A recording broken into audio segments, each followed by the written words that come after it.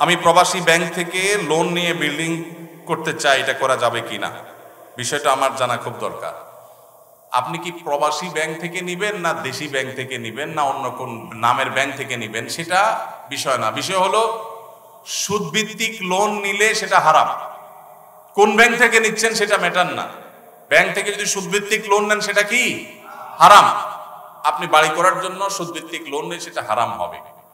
প্রয়োজনে আপনি ভাড়া বাড়িতে থাকবেন, কুড়ের ঘরে থাকবেন, কিন্তু হারামে জড়াবেন না। আল্লাহ আমাদেরকে বুঝদান করুক। বেশিরভাগ গ্রামে শহরে এখন মানুষ কথায় কথায় সুদের কারবার করে। সুদ যে কত ভয়াবহ!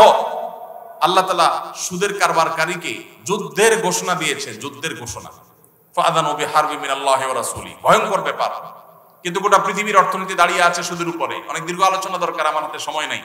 আমি গোটা পৃথিবীর সংশোধনের দায়িত্ব নেই নাই, আমি আমার দায়িত্ব নিয়েছি। আল্লাহ আমাকে আমার সময় জিজ্ঞাসা করবে। এজন্য আমি সুদের কারবার করব না ইনশাআল্লাহ।